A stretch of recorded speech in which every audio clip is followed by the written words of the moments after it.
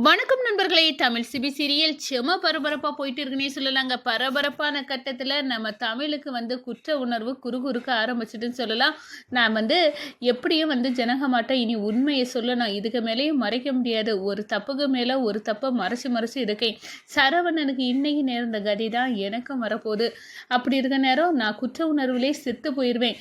கண்டிப்பாக நம்ம அம்மாவை சேர்த்து வச்சிடலான்னா மென்மேலும் பிரிவு தான் வரும். அது பிறகு நான் இங்கே தலை காத்தையே முடியாது. அந்த அளவுக்கு பெரிய பிரச்சனையாக வெடிக்க போகுது அப்படின்னு குற்ற உணர்ச்சியில் நம்ம தமிழ் அப்படியே நடுங்கி போய் நிற்கிறாங்க. நம்ம ஜெயாராணி கிட்ட போய் கட்டி பிடிச்சி, அம்மா இதுக்கு மேலே நான் உண்மையை மறைக்க விரும்பலை. இன்னைக்கு ஆஃபீஸில் நடந்த விஷயத்தை பாரு அப்படின்னு சரவணனை எப்படி வெறுத்தாங்களோ அதே மாதிரி என்னையும் வெறுப்பாங்க ஜானு அப்படின்னு அந்த இடத்த சொல்லி அழுறாங்க.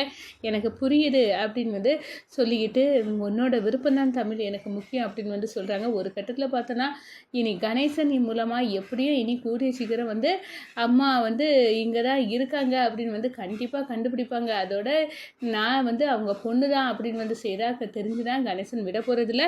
அதுக்கு முன்னாடியே நம்ம உண்மையை கொட்டிடுவோம் அப்படின்னு தமிழ் அந்த இடத்துல ஜானுவை பிடிச்சி, நான் பொய் சொல்லிட்டேன். என்ன பொய் சொன்னேன் நீ அப்படி ஒரு பொய்யை சொல்ல மாட்டியே அப்படின்னு கேட்குற நேரம், இந்த பாருங்கம்மா, நான் நீங்கள் நினைக்கிற மாதிரி எங்கள் அம்மா வேற. எங்கள் அம்மா உங்கள் பொண்ணு ஜெயராணி தான். சொல்லப்போனால் நான் அவங்க பேத்தி அப்படின்னு அந்த இடத்துல போட்டு உடைக்கிறாங்க. ஒரு கட்டத்தில் என்ன சொல்ல, இதெல்லாம் உண்மையா? இந்த இடத்துல உனக்கு இடம் கிடையாது. இந்த வீட்டை விட்டு வெளியே போ. ஒட்டுமொத்த குடும்பத்தையும் கூட்டிகிட்டு போ. என் பையனை கொலை செய்ய பார்த்த குடும்பம் நீங்கள் அப்படின்னு அந்த இடத்துல அப்படி ஒரு வஞ்சன்ஸோட விரட்டி தள்ளுறாங்க நம்ம தமிழை. அதை பற்றி தான் இந்த வீடியோக்குள்ளே பார்க்க போகிறோம். அதுக்கு முன்னாடி சேனலுக்கு லைக் அண்ட் சப்ஸ்கிரைப் பண்ணுங்கள் ஃப்ரெண்ட்ஸ். பக்கத்தில் இருக்க பெல்லைக்கானையும் கிளிக் பண்ணுங்கள். அப்போ தான் நான் போடுற ஒவ்வொரு வீடியோவும் நோட்டிஃபிகேஷனாக உங்களுக்கு கிடைக்கும். வாங்க ஃப்ரெண்ட்ஸ், வீடியோக்குள்ளே போகலாம். ஃபஸ்ட்டு எடுத்த உடனே பார்த்தோன்னா ஒரு செம்ம அதிரடியான பரபரப்பு கட்டம் தான். நம்ம சரவணனை போலீஸில் பிடிச்சி விட ஏற்பாடு பண்ணிடுறாங்க நம்ம ஜனகம்மா. நீ உண்மையை சொல்லி என்கிட்ட பணத்தை வாங்கினா அது வேறு விஷயம். நீ பொய் சொல்லியிருக்க. நீ ஆஃபீஸில் கையாடல் பண்ணி இந்த 2 லட்ச ரூபாயை 5 லட்ச ரூபாயை மோசடி பண்ணியிருக்க. அதுக்குள்ள தண்டனையை நீ அனுபவிச்சே ஆகணும் அப்படின்னு அந்த இடத்துல சரவணனை மாட்டி விடுறாங்க. எனக்கு துரோகம் செய்யுது, என்கிட்ட பொய் சொல்லுது, இதெல்லாம் எனக்கு பிடிக்காது. அவங்கள நான் எந்த ஜென்மம் எடுத்தாலும் நான் மன்னிக்கவே மாட்டேன்.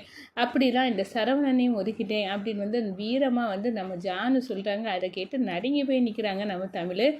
இந்த கதி தான் நம்மளுக்கு ஆக போகுது அப்படின்னு அந்த இடத்துல படபடுக்கிறாங்க. அழுறது மாதிரி மேனிக்கு ஓடுறாங்க. நம்ம ஜெயராணியை கட்டி பிடிக்கிறாங்க. என்னம்மா ஏன் இப்படி அழுற அப்படின்னு கேட்க நேரம், அம்மா இன்னைக்கு ஒரு ஆஃபீஸில் அந்த சரவணன் அவங்க சொந்த விஷயத்துக்காக பணத்தை ஜானுக்கு தெரியாமல் எடுத்ததுக்கு அவரை ஓரமாக பிடிச்சு கொடுத்துட்டாங்க. கையாடல் ஆஃபீஸில் உள்ள பணத்தை கையாடல் பண்ணாரு. எனக்கு பித்தலாட்டம் பிராடுத்தனம் பண்ணாரு தான் பிடிக்காது. உன்னை என் பையனாட்டம் தானே வளர்த்தேன். உனக்கு பணம் தேவைன்னா என்னட்ட கேட்டிருந்தா நான் கொடுத்துருப்பேனே அப்படின்னு ஜானு சொன்னாங்க. நீ பொய் சொன்ன, எனக்கு ஏமாத்திருக்க அப்படின்னா நீ அதுக்குள்ளே தண்டனை அனுபவிச்சு தான் செய்யணும். உன்னை நான் எந்த காலத்துலேயும் மன்னிக்க மாட்டேன் அப்படின்னு அந்த இடத்துல வெறுத்து ஒதுக்குனாங்க. எனக்கு பயமாக இருக்குது.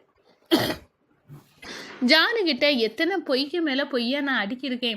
இந்த பொய்யெல்லாம் தெரிஞ்சுனா கண்டிப்பாக ஜானு என்னை மன்னிக்கவே மாட்டாங்க. எனக்கு அவ்வளோ பெரிய தண்டனையே கொடுத்துருவாங்க. அதை நினச்சாதான் எனக்கு இப்போ பயமாக இருக்குது அப்படின்னு சொல்ல நேரம், எனக்கு புரியுது தானே தமிழ், நீ எப்படி எந்த மனநிலையில் இருக்கான்னு தெரியுது.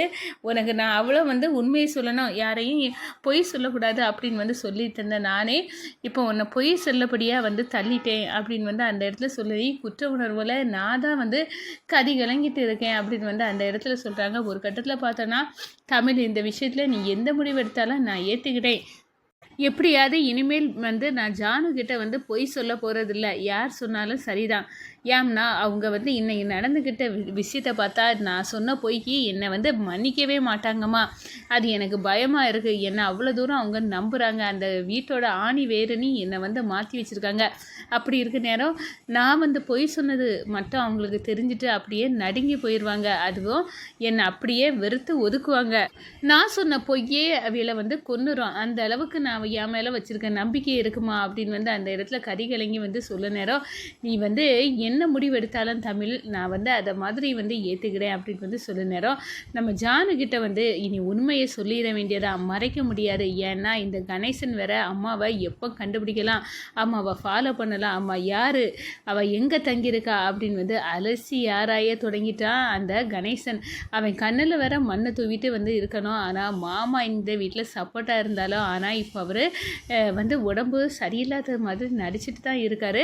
கண்டிப்பாக வந்து அவர் இப்போ இருக்கிற நிலைமையில் அவரே எழும்பி உண்மையை சொன்னாலும் வந்து நம்ம ஆதாரம் இல்லாமல் இந்த கணேசன் தான் வந்து செய்த குற்றத்துக்கெல்லாம் காரணம், இந்த இப்படி மாமாவின் நிலைமைக்கு காரணம் கணேசன் அப்படின்னு வந்து நம்ம வாய்க்கு மட்டும் சொன்னால் போகிறாரு, அதுக்கு வந்து சரியான எவிடன்ஸ் இல்லாட்டா இந்த கணேசன் நம்மளே வந்து மாட்டி கொடுத்துருவான். அப்படிப்பட்ட ஆள் இப்போ என்னடா பண்ண அப்படின்னு வந்து மண்டையை பிச்சுக்கிட்டு நம்ம தமிழ் வந்து இருக்கிறாங்க. ஒரு கட்டத்தில் பார்த்தோன்னா இதுக்கெல்லாம் ஒரு முடிவு கட்டணும். ஆனால் இப்போ வந்து முடிவு கட்ட முன்னாடியே வந்து இந்த கணேசன் கண்டுபிடிச்சி நம்மளை உண்டு இல்லைன்னு வந்து பண்ணிட்டானா கண்டிப்பாக வந்து ஜானு கூட வந்து எந்த காலத்துலேயும் வந்து சேர முடியாமல் போயிடும்.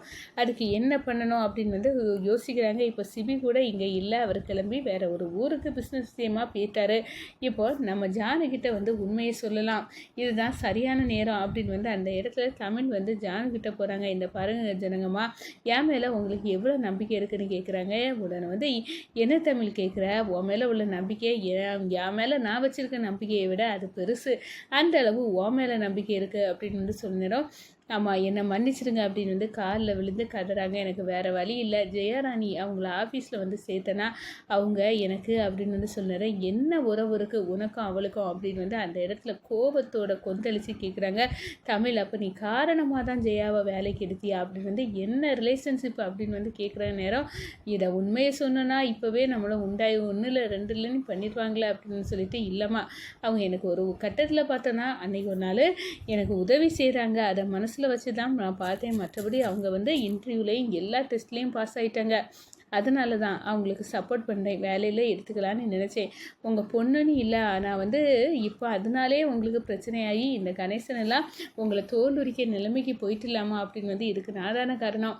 நீங்கள் என்னால் தான் அவங்கள வேலையில் சேர்த்திங்க. இப்போ நானே வந்து உங்களுக்கு அந்த கணேசன் இவங்க எல்லாம் உங்களை வந்து திட்டத்துக்கு காரணமாக ஆயிட்டேன் அப்படின்னு வந்து அந்த இடத்துல சொல்லி நொந்துக்கிறாங்க. ஐயோ தமிழ், அவள் வந்து என் பொண்ணுன்னு நான் பார்க்கல, இப்போ வந்து என் மனசை வந்து கல்லாக்கிட்டேன். அவள் எங்கேயோ இந்த வேலை செய்ய ஒரு வேலைக்கார எம்ப்ளாயியாட்ட தான் பார்க்கணும் தவிர அவள் வந்து என் பொண்ணு உள்ள ரேஞ்செல்லாம் நான் இழந்துட்டேன்.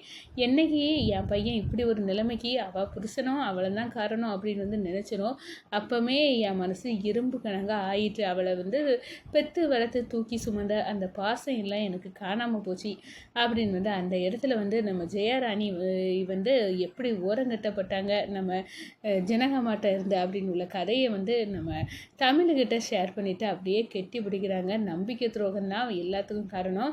என் பொண்ணு நான் அவன் மேலே உயிரே வச்சுருந்த நம்பிக்கை, அதை துரோகத்தை வந்து அவள் பண்ணனால தான் இது நடந்துச்சு அப்படின்னு வந்து அந்த இடத்துல சொல்ல நேரம் கண் கலங்கி நிற்கிறாங்கங்க நம்ம தமிழ்.